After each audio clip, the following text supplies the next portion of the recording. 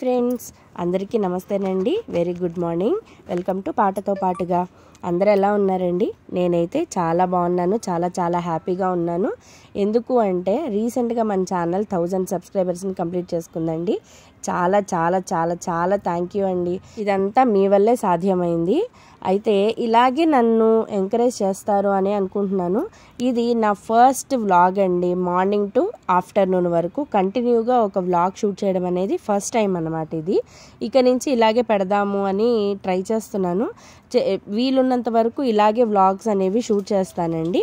అయితే ఇవాళ ఏంటంటే మార్నింగ్ నుంచి ఆఫ్టర్నూన్ వరకు నేను ఏమేమి వంటలు చేశాను, ఎక్కడికి వెళ్ళాము అనేది ఈ వ్లాగ్లో వస్తాయి.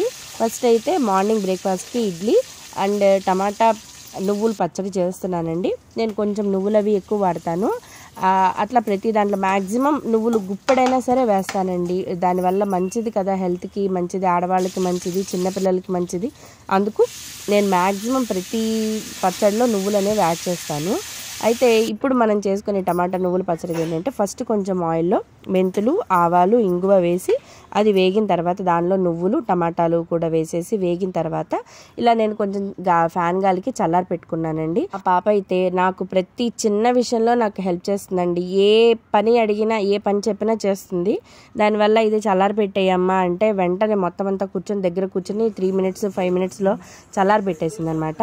దాన్ని చక్కగా మెత్తగా మిక్సీ పట్టేసుకుని ఒక పక్కకు పెట్టేసుకున్నాను. ఇడ్లీ కూడా వేసేసానండి. ఇడ్లీ కూడా అయిపోయింది, రెడీ అయిపోయింది. వేడివేడి ఇడ్లీలో ఈ టమాటా పచ్చడి దాని మీద కొద్దిగా నెయ్యి వేసుకుని తింటే ఎంత కమ్మగా ఉంటుందో.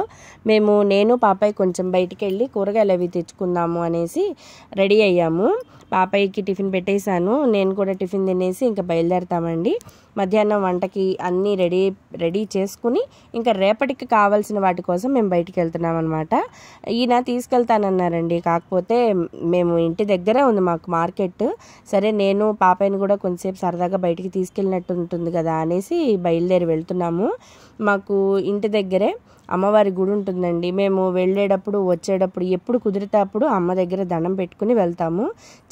చాలా పవర్ఫుల్ అమ్మవారండి. అమ్మవారంటేనే మంచి పవర్ఫుల్. రేణుకాయలమ్మ తల్లి అనమాట. రీసెంట్గా మాకు చిన్న గుడి ఉండేదండి, ఆ గుడిని ప్రతిష్ఠించారనమాట. ఇప్పుడు చక్కగా భలే బాగుంటుందండి అమ్మవారి విగ్రహం కూడా. అలా మేము కూరగాయలకి వెళ్ళి టక్మన్ కూరగాయలు తీసేసుకొని మాకు ప్లాస్టిక్ సామాన్ల షాప్లో కూడా చిన్న పని ఉంటే అది కూడా కంప్లీట్ చేసుకుని ఇంటికి వచ్చేసామన్నమాట. నాకు ఈ వంకాయలు అంటే చాలా ఇష్టం అండి. దీంట్లో కండు ఉంటుంది అనమాట, బాగుంటుంది. అంటే గ్రేవీ వస్తుంది అనమాట ఈ వంకాయ నుంచి. ఇది కొద్దిగా ముదిరింది ఈ వంకాయ. దానిలోంచి విత్తనాలు తీసి పక్కకు పెట్టేసి కొంచెం ఎండిన తర్వాత నేను మొక్కలో వేసేస్తానండి. ఏదో ఒక మొక్కలో వేసేస్తాను. చిన్నగా నార అనేది వస్తుంది కదా, దాన్ని తీసి విడిగా చక్కగా దూరంగా నాటుకుంటాను అనమాట. అయితే నేను ఈ మట్టి మూకుళ్ళు నేను చాలా కాలం నుంచి వాడుతున్నానండి. ఒక 3-4 ఇయర్స్ నుంచి నేను మట్టి మూకుళ్ళలోనే వాడుతూ ఉంటాను అనమాట. పప్పు ఒకటి, రసం పెట్టిన తర్వాత సాంబారు పెట్టిన, పప్పు పులుసు పెట్టినా దీంట్లో అద్దిరిపోయే టేస్ట్ వస్తుందండి. నాకు చాలా ఇష్టం మట్టి మూకుళ్ళు. ఇత్తడి వాటిల్లోనూ ఇత్తడివి కొంచెం తక్కువే వాడతాను. మట్టి మూకుళ్ళు అయితే నా దగ్గర 2-3 ఉన్నాయి.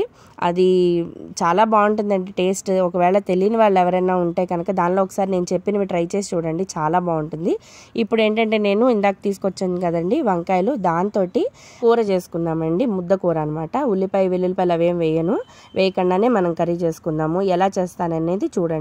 ఫస్ట్ మూకుల్లో ఆయిల్ వేసేసి దానిలో కొంచెం జీలకర్ర, కరివేపాకు మాత్రమే వేసి వంకాయలు వేసేసి మగ్గించుకుంటున్నానండి. కొద్దిగా ఉప్పు, పసుపు కూడా వేసి మూత పెట్టేస్తే కొంచెం అది మగ్గుతుంది కదా, తర్వాత కలపొచ్చు మనము.